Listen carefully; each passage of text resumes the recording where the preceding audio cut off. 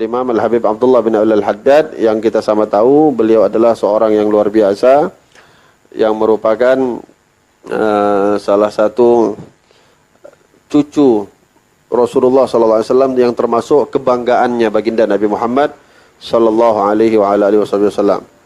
Ya, beliau dilahirkan di kota Tarim, tepatnya itu di malam Kamis, Lailatul Khamis 5 Safar, pada tahun 5 Safar 1400 atau 1044 Hijriah. 1044 Hijriah berarti kurang lebih 400 tahun enggak sampai 300-an tahun yang lalu. Beliau dilahirkan di kota Tarim dan juga wafat pun di kota Tarim. Dan memang Allah Subhanahu wa taala memberikan ujian kepada beliau. Dikatakan di usia beliau waktu itu masih 4 tahun. Usia beliau 4 tahun, Allah Subhanahu wa taala mencabut nikmat mata zahir kepada beliau, tapi tak dicabut nikmat mata batin. Nikmat mata zahir, mata yang ada di sebagai tempat untuk beliau memandang, melihat, itu dicabut oleh Allah Subhanahu wa taala secara zahirnya, tetapi secara batin tidak. Ini dibuktikan walaupun dari usia 4 tahun beliau diambil nikmat matanya, atau dalam bahasanya buta, tetapi kita melihat bagaimana karangan beliau luar biasa. Cukup banyak karangan-karangan yang ditulis oleh Al-Imam Al-Habib Abdullah bin Al-Haddad.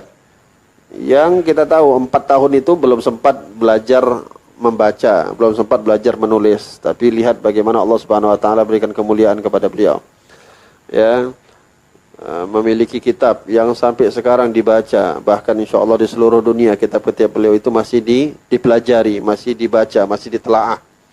Khususnya bagi orang-orang yang ingin mensucikan hati-hati mereka, membersihkan hati-hati mereka yang merupakan pandangan dari Allah Subhanahu wa taala.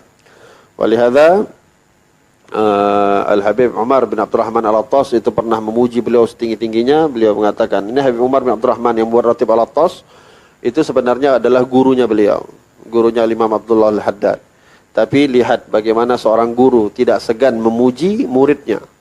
Ya, kalau murid memuji gurunya itu pantas, memang wajib. Muji guru itu biasa, wajib lah. Tapi guru memuji murid ini luar biasa. Ini tidak akan didapat kecuali kepada murid-murid yang luar biasa. Apalagi gurunya semisal Imam Umar bin Abdurrahman yang sudah luar biasa, yang sangat luar biasa, berarti yang dipuji muridnya adalah memang yang luar biasa. Beliau pernah mengatakan, Imamul Haddad ini adalah sebenarnya orang yang pantasnya hidupnya itu di zaman sahabat. Orang yang pantasnya hidupnya di zaman sahabat, melihat bagaimana keagungannya Imamul Haddad. Tapi Allah Subhanahu wa taala mengakhirkan hidup beliau sampai kepada abad ke-11 untuk supaya menyenangkan hati orang-orang yang ada di zaman tersebut, di abad tersebut. Tapi kalau sebenarnya pantasnya hidupnya di zaman sahabat. Ini sama kayak kemarin kita ketika kehilangan Habib Ali Masyhur. Habib Ali Masyhur, abangnya Habib Umar, itu banyak mengatakan beliau ini pantasnya hidup di zaman salafun saleh. Enggak pantas hidup di zaman kita, hidupnya di zaman salafun saleh, tapi hanya untuk menghibur orang-orang yang ada di zaman kita sekarang ini. Masih ada orang-orang yang mencontohkan bagaimana kepribadiannya para salafun salihin di zaman dahulu yang masih bisa dilihat di zaman sekarang. Oleh hadza Al-Habib Abdullah Al-Haddad ini dikatakan orang yang sangat memiliki keberkahan yang luar biasa. Ada ulama itu yang diberikan keberkahan oleh Allah Subhanahu wa taala hanya pada kitab-kitabnya saja. Semisal Al-Imam Nawawi. Ya, Imam Nawawi itu diberikan oleh Allah keberkahan pada kitab-kitabnya. Minhajut Talibin dibaca di seluruh dunia. Al-Adhkar. Begitu juga Arba'in An-Nawawi. Kitab Arba'in. Padahal yang menulis, yang mengumpulkan hadis 40 hadis itu bukan Imam Nawawi saja, banyak. Tapi kalau kita mendengar kitab Arba'in pasti mengarahnya itu ke Imam Nawawi. Juga kitab-kitabnya yang lain, Riyadhus Shalihin, terus Syarah Sahih Muslim, itu semua dikarang oleh Imam Nawawi. Berkah kitabnya. Banyak luar biasa, dibaca semua kitabnya. Ada yang diberikan keberkahan pada murid-muridnya. Semisal siapa? Syekh Abdul Qadir Jailani, ya, diberikan oleh Allah Subhanahu wa taala keberkahan pada murid-muridnya. Begitu juga Allah Subhanahu wa taala memberikan keberkahan pada wirid-wiridnya. pada amalan-amalannya. Semisal Al-Imam Abdul Hasan Syadzili, ya, wirid Hizbun Nasr, itu dibaca di mana-mana, seluruh dunia membaca. Diberikan keberkahan. Tapi Imamul Haddad diberikan keseluruhannya. Muridnya diberikan keberkahan, kitab-kitabnya diberikan keberkahan, amalan-amalannya diberikan keberkahan oleh Allah Subhanahu wa taala. Amalan-amalannya sampai sekarang insyaallah kita masih amalkan. Ratibul Haddad, Wirdul Latif, Hizbul Bahar. Itu adalah yang ditulis oleh Imamul Haddad, dikumpulkan oleh Imamul Haddad, dibaca di mana-mana sampai sekarang. Ratibul Haddad apalagi khususnya. Wirdul Latif juga demikian. Diberikan juga keberkahan oleh Allah pada murid-muridnya. Murid Imamul Haddad ini luar biasa. Al-Imam yang paling terkenal, Imam Ahmad bin Zain Al-Habsyi. Itu yang biasa kita baca, kitab Syarah Al-Ainiyah. Betul juga Al-Imam Allamatud Dunya Al-Habib Abdullah bin Ahmad Balfaqih, Habib Abdullah bin Abdurrahman Balfaqih. Banyak lagi daripada murid-muridnya Imam Al-Haddad yang Allah Subhanahu wa taala berikan keberkahan kepada mereka semua. Alim luar biasa. Salah satu muridnya itu Imam Al-Habib Abdullah bin Ahmad Balfaqih. Ya, itu disebut Allamatud Dunya. Allamatud Dunya. Maknanya itu orang yang paling alim di dunia di masa itu. Itu pernah satu kali di kota Tarim, Imam Al-Haddad di Tarim, Habib Abdullah ini Balfaqih ini di Tarim juga. Itu pernah ketika satu orang, waktu itu ada kafilah dari satu kampung mau datang ke kota Tarim. Dari jauh mereka mau datang ke kota Tarim, mau cari Imam Haddad. Mereka sedang membawa masalah-masalah yang nggak bisa dipecahkan oleh mereka. Udah capek cari-cari dalam kitab nggak dapat. Masalahnya susah. Mereka mau cari solusinya sama Imamul Haddad. Subhanallah, ketika mau masuk kota Tarim, waktu itu Habib Abdullah Balfaqih sedang nyangkol, nyawah.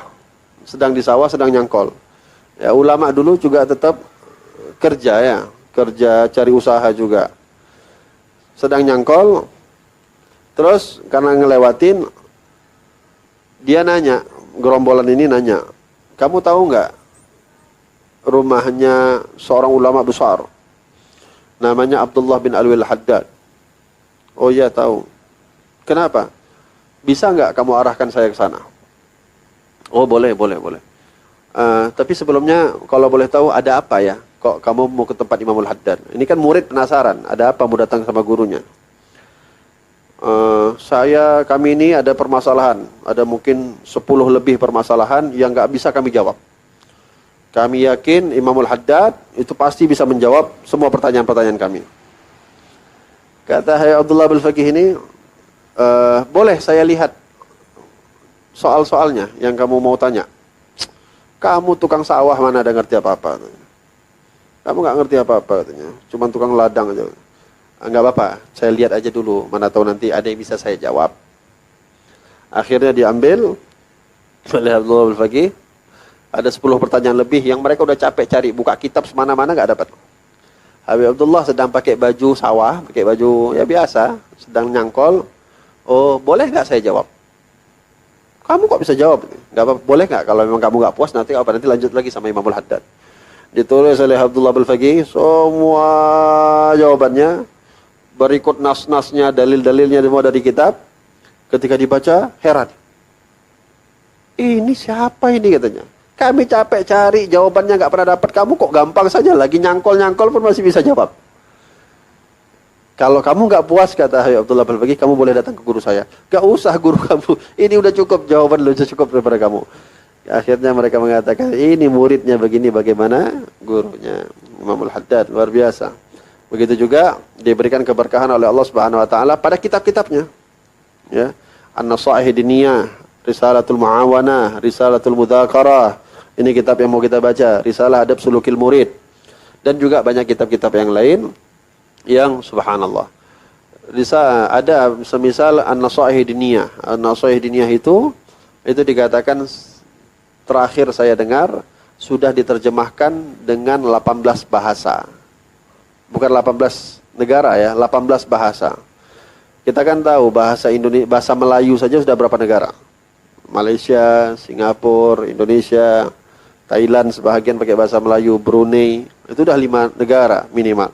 Bahasa Inggris berapa bahasa? Kitab Nasaih Diniyah diterjemahkan sudah pada 18 bahasa.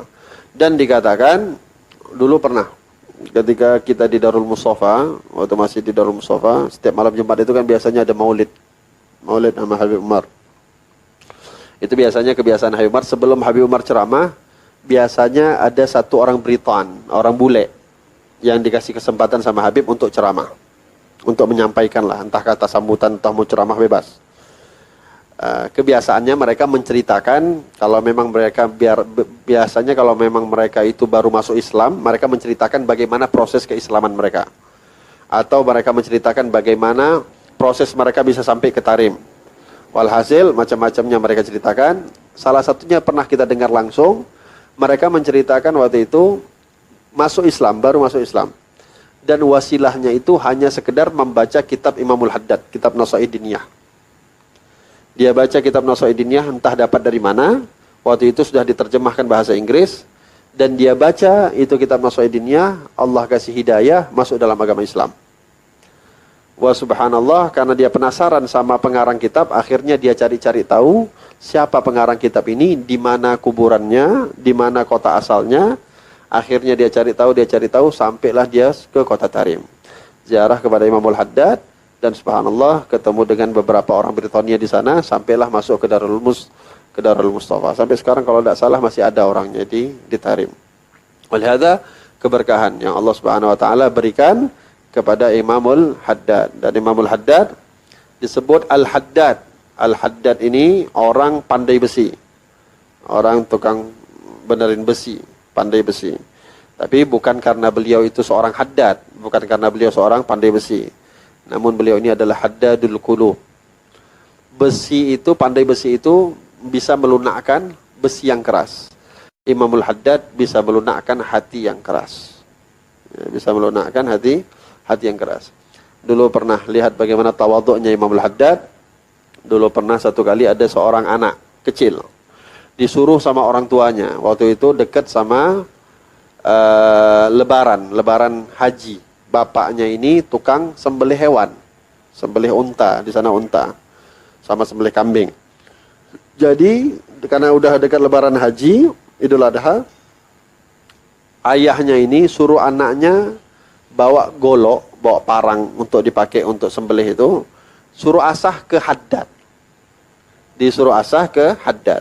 Anaknya ini nggak kenal banyak Haddad. Yang dia kenal ya Haddad itu Abdullah Al-Haddad. Akhirnya ini anak datang dengan polosnya, dia bawa itu ke Imam Al-Haddad. Dia kata, ya Haddad. Turun Imam Al-Haddad. Kenapa? Ini bapak saya ngasih golok, tolong diasah. Imam Al-Haddad udah sadar ini anak pasti salah alamat. Bapaknya suruh ke Haddad yang betul, bukan ke Haddad ini. Tapi ya sudah, memang Masya Allah, akhlakan nabawiyah. Ini akhlak yang diturunkan oleh Rasulullah kepada cucu-cucunya. Akhirnya diambil, kelas. Besok ente datang balik, besok ente ambil ya, jangan sekarang. Akhirnya pulang nih anak, Imamul Haddad bawa ke Haddad yang betul, ke betul-betul yang Haddad, dibawa ke tukang asah. Anaknya pulang, ditanya sama bapaknya, mana goloknya, parangnya? Kata Haddadnya besok baru bisa diambil. Sibuk kali dia rupanya, kok sampai 1 harian harus ngasah parang. Haddad mana ente bawa? Ya Haddad. Akhirnya udah besok diingatkan. Nah ambil tuh Haddad, saya besok mau pakai. Kata ayahnya, oh ya khair ya. Ayah penasaran, nih Haddad mana dia pergi nih, kok hebat kali sampai lama ngantri apa. Diikutin dari belakang. Waktu anaknya jalan, udah mulai nggak enak hati bapaknya nih. Ini kok ngarah ke rumah Imam Haddad ini. Masih banyak Haddad yang dekat rumah, kok jauh kali nyari Haddadnya. Ini nyampe betul-betul rumah Imam Haddad. Ketok, innalillahi wa inna ilaihi raji'un. Akhirnya ayahnya lari, baru dibuka Imam Haddad langsung minta maaf. Ya Habib, ya Imam, mohon maaf, mohon ampun.